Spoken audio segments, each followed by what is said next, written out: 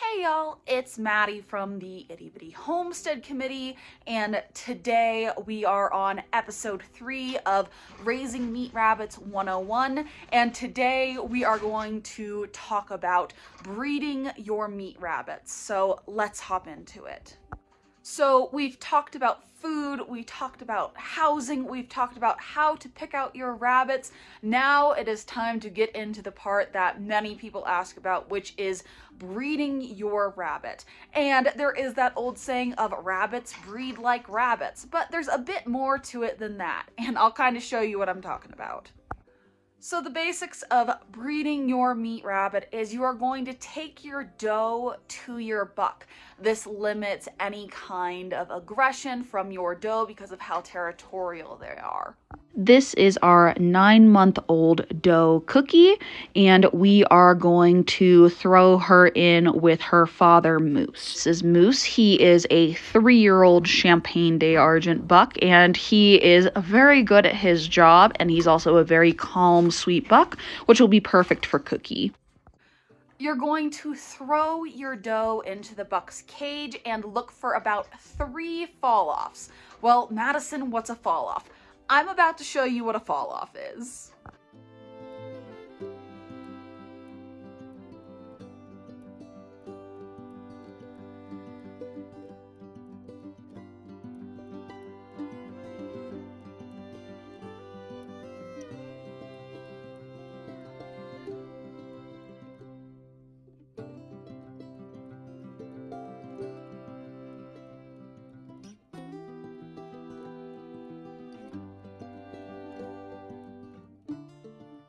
So that little thing where Moose just kind of falls on his butt onto a ground, that is a fall off. And you want about 3 of those for 1 breeding. From there, you're going to take the doe out of the buck's cage to her own cage. Now, this entire sequence of Moose breeding Cookie took all of about 5 minutes, and I'm going to watch that entire thing to make sure that Cookie and Moose don't get aggressive with each other.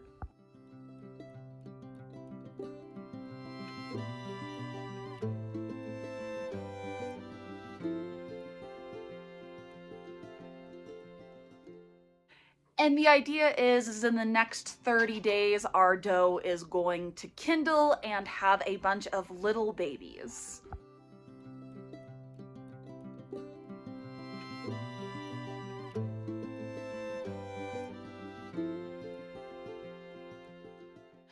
That is the basic principle of breeding rabbits, but there are many people who are having trouble currently with breeding. So what are some tips and tricks to get these guys to breed?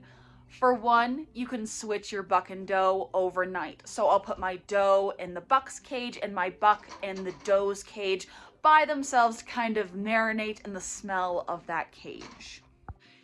If a doe is really not cooperating, you can also take her for a car ride. Does are induced ovulators, meaning that the deed of breeding brings them into ovulation. So we can simulate that by taking them on a car ride.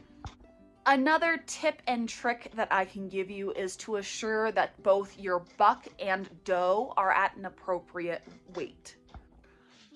A doe that is too heavy is not going to accept a pregnancy as easy as one that is within weight, and the buck isn't going to be as willing to do his job if he's overweight.